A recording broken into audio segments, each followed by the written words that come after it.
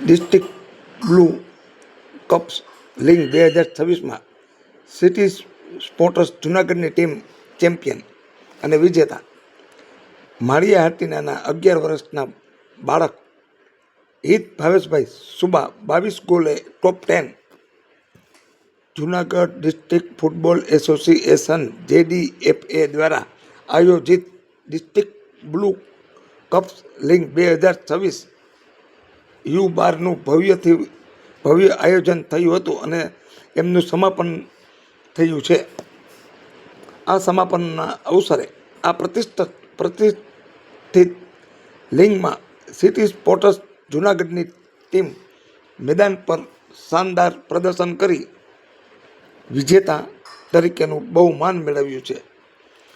વિજેતા ટીમના કોચ શ્રી દિવરાજસિંહ ચૌહાણના કુશળ માર્ગદર્શન અને રણનીતિ હેઠળ ખેલાડીઓએ અદ્ભુત ફૂટબોલ કૌશલ્ય બતાવ્યું હતું.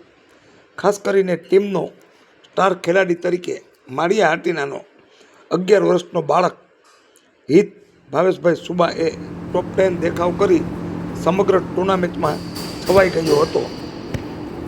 11 વર્ષના આ હિત ભાવેશભાઈ સુબાએ કુલ 22 ગોલ ફટકારીને રેકોર્ડ સર્જ્યો છે અને ટોપ સ્કોર 22નો એવોર્ડ પોતાના નામે હાંસલ કર્યો છે. સિટી સ્પોર્ટ્સના સંચાલક ઇરફાન ગરાણા અને કોચ દિવરાજસિંહ ચૌહાણે ટીમના આ વિજયને ખેલાડીઓની સખત મહેનતનું પરિણામ ગણાવ્યું હતું.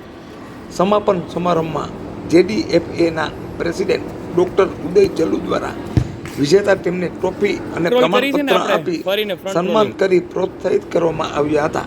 આ ટુર્નામેન્ટમાં જૂનાગઢના જિલ્લામાંથી 8 ટીમે ભાગ લીધો હતો અને 56 મેચ રમ્યા હતા. હિત સુબાની ટીમને 16 મેચ રમવામાં આવ્યા હતા. 16 મેચ વિજેતા સાથે હિત સુબાએ 22 ગોલ કર્યા છે. આમ માળિયા હાટીના 11 વર્ષના આ બાળક હિત ભાવેશભાઈ સુબા પોતાની ટીમ સાથે રાજ્ય કક્ષાએ રમવા માટેની તૈયારી કરી રહ્યા છે. આ સિદ્ધિ બદલ હિત ભાવેશભાઈ સુબાને ચારે કોરથી અભિનંદન અને શુભેચ્છા મળી રહી છે. હિતની આ સિદ્ધિ બદલ તેમના પિતા ભાવેશભાઈ, તેમના માતા અંકિતાબેન અને સમગ્ર સુબા પરિવારે હિતને આગળ લઈ આવવા માટે નાનપણથી જ ભારે મહેનત કરી છે. હિત જ્યારે માળિયા હાટીનામાં ભણતો અભ્યાસ કરતો હતો ત્યારે પણ તે ટોપ દેખાવ કર્યો હતો. હિત ભાવેશભાઈ સુબા તમામ ક્ષેત્રે ભાગ લઈ રહ્યો છે. આમ હિતની સિદ્ધિ બદલ તેમના પરિવારે સારી એવી મહેનત કરી છે. જે દર્શક મિત્રોએ સુપરફાસ્ટ ચેનલને સબસ્ક્રાઈબર નથી કરી તેમણે સબસ્ક્રાઈબર કરી લેવી.